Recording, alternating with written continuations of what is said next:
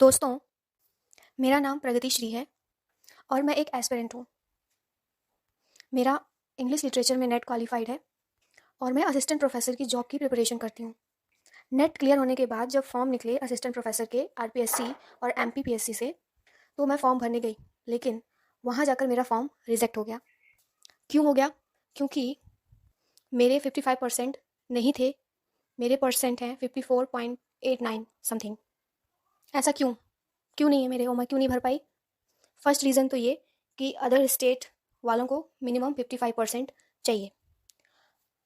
तो वो राजस्थान से निकला हुआ था फॉर्म और एक फॉर्म एमपी से निकला हुआ था। एमपी से 2 बार निकले, एक जून में निकला था और सेकंड टाइम दिसंबर में निकला था एमपीपीएससी से।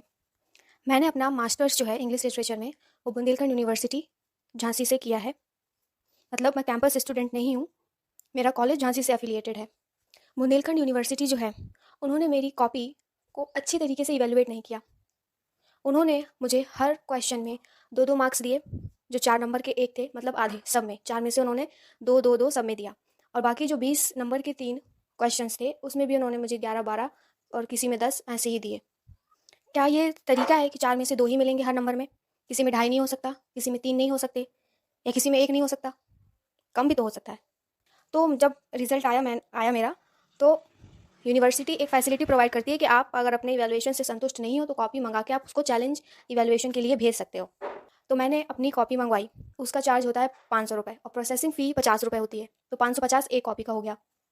ये तो हुआ सिर्फ देखने का कि आप सिर्फ कॉपी अपनी देख सकते हो, इतने में चैलेंज नहीं कर सकते। चैलेंज करने के लिए आपको 3000 रुपये एक कॉपी की फ़ीस जो है वो पे करनी पड़ेगी और 50 रुपये उसमें भी, तो 3050 टोटल। तो मैंने अपनी 3 कॉपी मंगाई थी, जिसमें से रिजल्ट उनका ये आया कि आपके मार्क्स में कोई भी चेंज नहीं हुआ है। लेकिन यहाँ पर भी उन्होंने गड़बड़ की। जब मैंने चैलेंज इवैल्यूएशन के लिए उनको भेजा, तो उन्होंने मुझे एक आंसर में डबल मार्किंग की थी उन्होंने, मेरे एक आंसर में, और उस दोनों डबल मार्किंग को ही उन्होंने कट कर दिया। मतलब 2 बार नंबर दिए एक ही आंसर में और दोनों को ही कट कर दिया और उसके नंबर नहीं जोड़े। आंसर नंबर 4 में मुझे अंदर मार्क्स नहीं दिए गए, इंटरनल मार्किंग है ही नहीं। ये आंसर नंबर 4 की ही बात मैं कर रही थी कि उन्होंने डबल मार्किंग की है अंदर और दोनों काट दिया, जबकि मुझे बाहर नंबर दे दिया है। और आंसर नंबर 6 में मुझे अंदर मार्किंग करी है मेरे आंसर में और बाहर इन्होंने 0 लिख दिया है। तो इस तरीके से अगर आप बाहर से टोटल करेंगे तो भी 18 होता है, अंदर से आप टोटल करेंगे तो भी 18 हो रहा है। टोटल नंबर ऑफ क्वेश्चंस थे 10, 4 मार्क्स के, तो ये हो गए 40। इन्होंने मुझे आधी दिए तो मुझे 20 मिलने चाहिए उस हिसाब से, लेकिन इन्होंने ऐसी गड़बड़ की कि अंदर भी 2 नंबर कम किए हैं और बाहर भी 2 नंबर कम किया है। तो दोनों साइड जब हम टोटल करते हैं तो वो 18 ही होता है। तो अब मेरी कंडीशन ये है कि मैं सिर्फ यूपी का ही फॉर्म भर सकती हूँ, वो भी रिजर्वेशन मुझे मिल रहा है इस वजह से, जबकि मैंने आज तक कभी रिजर्वेशन नहीं लिया है। रिजर्वेशन जो रहता है SC ST OBC वालों के लिए, पहली बार ऐसा हो रहा है कि मुझे रिजर्वेशन के कारण फॉर्म भरने मिल जाएगा अगर यूपी से निकलता है तो। अभी तक तो यूपी से नहीं निकले हैं। मेरे 3 फॉर्म तो छूट गए, बाकी भी ऐसी इन्फॉर्मेशन आती है कि हरियाणा से निकलना है, कहीं किसी अदर स्टेट से निकलना है, तो मैं वो नहीं भर सकती। क्यों? एक नंबर के कारण, क्योंकि अगर मेरा एक नंबर होता तो मेरे 55 हो जाते कम से कम, लेकिन यहाँ तो मेरे 2 नंबर हैं। तो इस वजह से मेरा फॉर्म रुका हुआ है, मैं भर नहीं सकती। तो अब एक क्या करेगा बच्चा? केस मुझे फाइल करना पड़ा हाई कोर्ट में, इलाहाबाद हाई कोर्ट में मेरा केस चल रहा है। तो मैं आपको थोड़ा विस्तार से बताती हूँ कि इन्होंने क्या किया। पहली जब हियरिंग हुई तो इन्होंने बोला कि हमको टाइम चाहिए, यूनिवर्सिटी ने। तो कोर्ट ने बोला ठीक है आप अपना टाइम लीजिए। जब दूसरी हियरिंग हुई तो इन्होंने ये कंक्लूजन दिया कि आंसर नंबर 4 है, आप जिसकी बात कर रही हैं कि अंदर आपको नंबर नहीं दिया गया, तो वो बोल रहे हैं कि हमने वो उस आंसर को चेक ही नहीं किया है, उसमें आपको मार्क्स मिले ही नहीं हैं, तो आप उसमें अपने मार्क्स मत क्लेम करिए। आंसर नंबर 6 की बात, तो वहाँ वो कह रहे हैं कि ऐसी गलतियाँ जो हैं छोटी मोटी वो यूनिवर्सिटी से होती रहती हैं। अगर आपको अंदर मार्क्स दिए हैं बाहर नहीं दिए तो ठीक है, आप मान लीजिए कि वो 2 नंबर हैं, लेकिन आंसर 4 में आपको कोई मार्क्स नहीं मिला है तो आपके मार्क्स नहीं बढ़ेंगे, आपके मार्क्स उतने ही हैं। ये लॉजिक मुझे उनका कुछ समझ में नहीं आया, क्योंकि ये तो एक 12th क्लास का बच्चा भी समझ जाएगा कि it is not the question paper of math, कि आप उसमें मुझे नंबर देंगे ही नहीं, वो थ्योरी है और मैथ में भी स्टेप्स में नंबर मिलते हैं। तो आप नहीं काट सकते, आप तो वैसे भी 2 नंबर काटे हुए हो पहले से, आप 4 में से मुझे 2 ही दे रहे हो। तो जो हमारे एडवोकेट हैं उन्होंने पूछा, उन्होंने बोला कि आप हमको एफिडेविट में लिख कर दीजिए ये सारी चीज़ें, क्योंकि भाई वर्बली थोड़ी नहीं काम होता है, हम कहीं आगे इसको लेकर जाएंगे तो हमें तो रिटर्न देना पड़ेगा कि भाई यूनिवर्सिटी से ये रिटर्न आया है। तो उन्होंने अभी तक ऐसा कुछ नहीं दिया, बस अपना उन्होंने ये बोल के पल्ला झाड़ लिया है कि आपको नंबर हमें दिए नहीं है, नहीं मिलेंगे। और उसके बाद अब आप मैजिक देखिए, उसके बाद से मेरे केस का नंबर ही नहीं आ रहा सुनवाई का। नंबर क्या रहता है? 108, मतलब 50 से ऊपर ही रहेगा। और जज जो है, कोर्ट है, वो एक दिन में 50 ही केस की हियरिंग कर सकते हैं। तो अब मैं बीच में लटकी हुई हूँ, ये लोग मुझे बीच में लटकाए हुए हैं। अब मैं सिर्फ बैठी रहूँ जब तक यूपी से फॉर्म ना निकले। जब यूपी से फॉर्म निकलेंगे तब मैं भरूँगी। तो आप लोग बताइए, क्या ये सही है? यूनिवर्सिटी को इस तरीके से कॉपी चेक करनी चाहिए? और जब उनको उनकी गलती मालूम चल गई है, तो जिसने भी मेरी कॉपी चेक की है उसको वो बचा रहे हैं।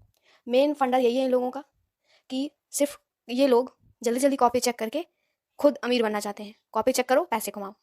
क्योंकि भाई सबसे इनकी तो डबल मिस्टेक है। एक तो पहले इन्होंने कॉपी नहीं चेक की मेरी अच्छे से, और जब मैंने चैलेंज इवेल्युएशन किया तब तो इनको मेरी कॉपी को कम से कम 1 घंटा देना चाहिए था। या तो इनको ये नहीं पता कि ई वैल्यूएशन का मतलब क्या होता है और चैलेंज का मतलब क्या होता है। और मुझे ये भी नहीं समझ में आता कि 4 में से 2 2 2 2 हर में, मतलब हमारे हाथ की 5 उंगलियां बराबर नहीं है, इनके नंबर बराबर चल रहे हैं। ऐसी कॉपी चेकिंग तो मैंने कभी नहीं देखी। तो आपने देखा ही कितना बड़ा खिलवाड़ करती है यूनिवर्सिटी। मेरे जैसे बहुत से ऐसे बच्चे होंगे जो अपने नंबर से संतुष्ट नहीं होंगे, लेकिन इनकी फ़ीस इतनी महंगी है, 3,000 एक कॉपी का, हर बच्चा नहीं अफोर्ड कर सकता। और अगर किसी बच्चे ने जैसे तैसे करके किया भी है, तो आप मुझे देख लीजिए, ये हाल है, तो भी नहीं एक्सेप्ट कर रहे हैं अपनी गलती। बोल रहे हैं हमने नंबर ही नहीं दिए, हमने चेक ही नहीं किया। तो क्यों नहीं किया भाई, ये भी तो बता दो।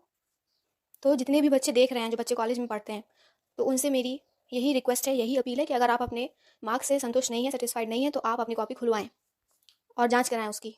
नहीं तो आपका करियर ऐसे ही बीच में मुश्किल में पड़ जाएगा जैसे मेरा पड़ा हुआ है।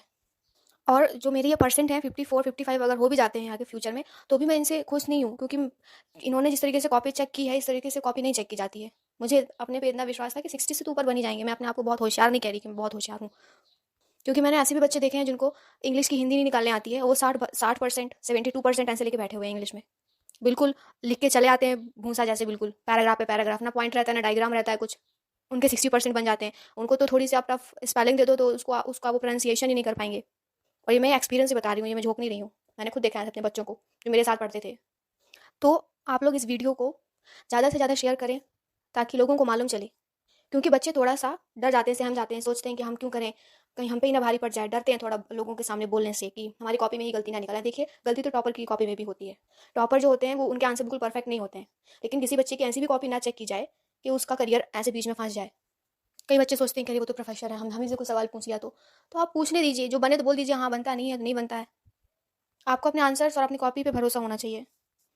जो बच्चे एक रात पहले पढ़ते हैं उनके बहुत अच्छे नंबर आ जाते हैं, जो बच्चा बेचारा साल भर से पढ़ रहा है उसके नंबर नहीं आते। So I request you all who is listening to this audio and is seeing my video to share this as much as possible. Thank you for paying attention to this serious issue. Thank you so much.